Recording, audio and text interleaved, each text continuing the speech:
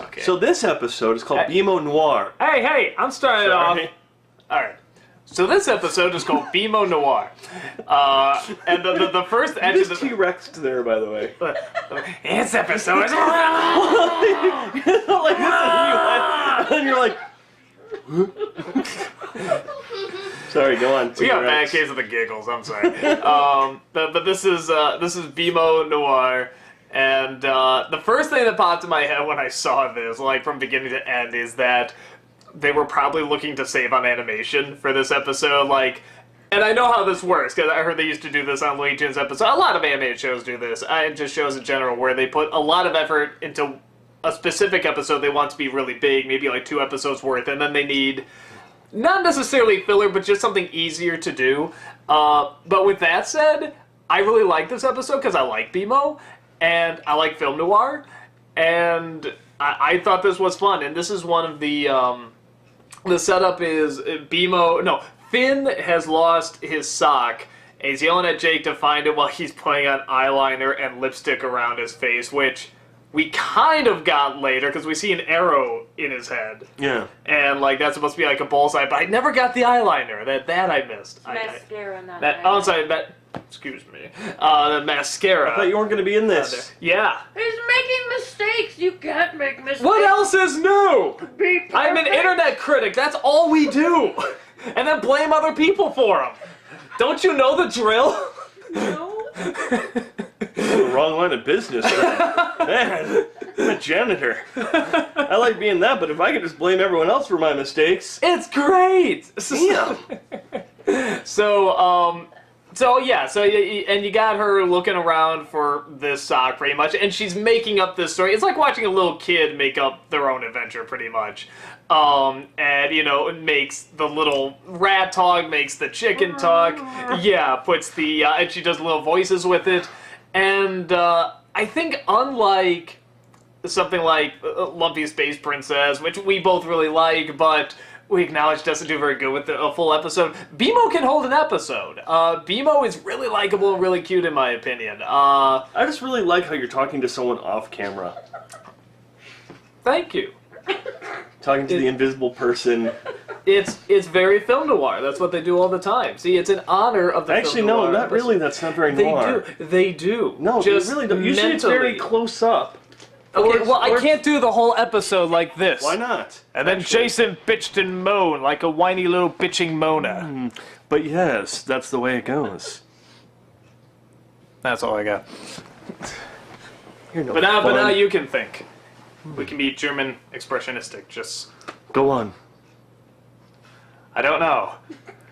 You see the episode. It's good. It's funny. It's got a lot of good angles and shadows, and it's black and white. And she doesn't have to talk that much. Again, saving on the animation. The mouth never moves.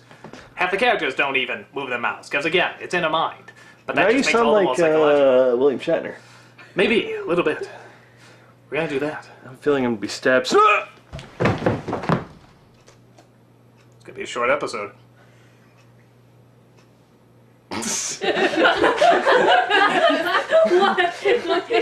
Wait, I can't end there. I can't end there. I'm so tempted to, but I'm not going to. Okay, for you guys, I'm not going to. I just threw myself on the floor. Literally, I just... Screw you. That was impressive. That was actually... Yeah, you wasn't thinking that. You, like, really, like, face first. Are you okay? Oh, fine. Okay. My wife puts me through worse. She's so mean. Oh, go on with the whole BMO Noire. She gives me chocolate gummy bears. But no, it was, that's okay, because I enjoy BMO a lot, and I like film noir. The only thing I would like to see a little bit more of, maybe a few more fun angles, because that is what I love the most about film noir, is you can get all these great, you know, Dutch angles and low angles and high above. Why is it called Dutch angles? Invented by the Dutch? I don't know. Or could it be like, you know, a slur against them? Maybe. Like Polish Steadicam? Yeah. What's Polish Steadicam? That's where you just, like... Oh, so shaky cam. Oh, you're even more terrible about that. No, she goes like this. And I'm like, no. Close. It's when a Steadicam is saying it's supposed to hold the camera steady, you're holding it by hand. Polish is just without the thing keeping it steady. So it's just a person holding it but trying to keep it really still. Why is it Polish? Because That's it's some offensive. sort of God, what's with you being offensive? I didn't come up with the term. I just always heard that term. I'm just like, that's a thing. So many. No, okay. So for so long, so many like stereotypes and insults and stuff had to be taught to me because I wasn't getting the jokes. Kind of like I was just right now. Hey, found out about Polish Steadicam. Exactly. Well, no, that's because I didn't get it either when I first heard it, and there's sort of all these jokes about like whatever a person's religion or gender, or ethnicity, whatever, and I was always like, I don't get it, and they're always like, oh, dummy. I'm like, I'm a dummy because I don't hate people. Yes, you are. I guess so. You need to hate more. I need to hate more. That's the lesson that we got from BMO Noire. But yeah, so it's I liked it. I enjoyed it. What about the cat butthole? Yes, there was. There was a cat butthole in this. It was just an X on the cat's butt, and I was just I was kind of fascinated they drew that on there. I was like, the things that fascinate Doug. No, but it's like okay. I know being an artist, when you draw something, it's like you have to make that effort because it's not like you draw it once and then that's it. You have to draw to every single frame. So there's a conscious effort to say, hey, give that cat an asshole.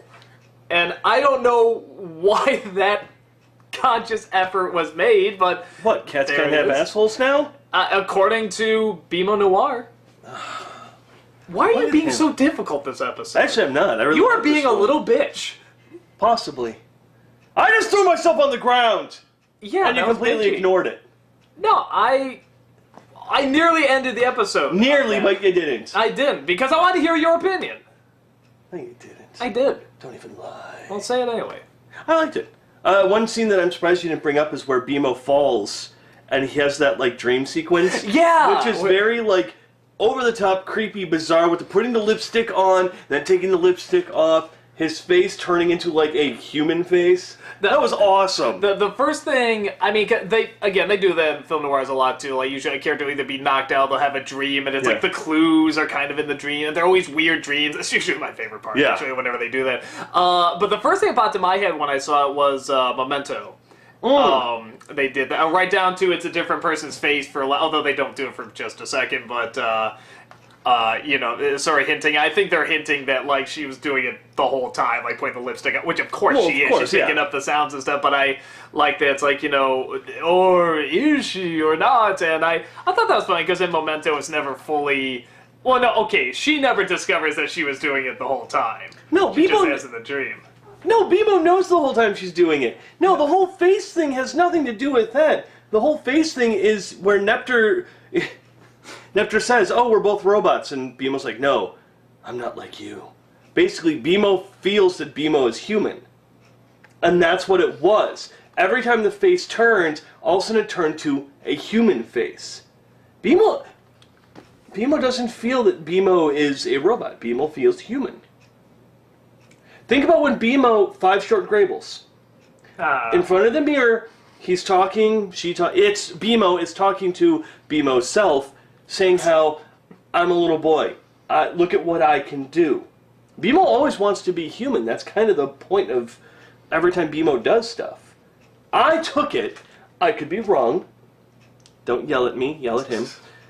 I'm a critic, so I can blame you now. Yeah, exactly. No, now you get it. No, I always took it as that, yeah, of course they show him putting the lipstick on, taking it off and all that stuff, but it was one of those things where I always took it as BMO felt he wasn't a robot.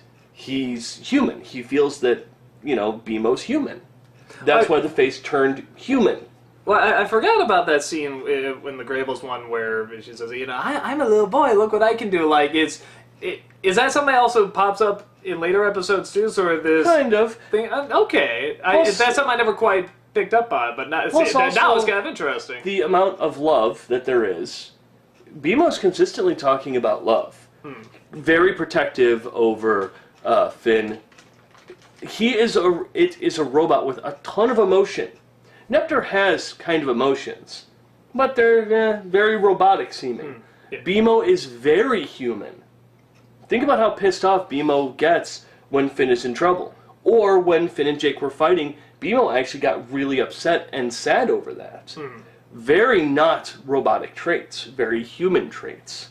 Yeah, sure. You could leave Neptune as they did, like whatever, hide and seek for like whatever that was, years or whatever, and he was just like, "Yay, you found me!" And there was no emotion at all. He was just happy, you know. Where BMO would probably at some point say, "Oh, wait a minute, this is boring. I want to do something else." Plus, how many other robots have that much imagination? Yeah. I don't know. I haven't talked to that many robots or asked how their imaginations are, but like Neptune, I don't imagine has some massive imagination or anything like that. No, probably not. That's I could be wrong again with the whole him being human, and that's what the faith meant. But that's what I always took it as, because BMO's very human. Finn and Jake treat BMO very different than Neptune. Well, Neptune, they just want to get away from. Well, yeah, BMO is a housemate. Yeah. Think about when they showed up and BMO's telling this story.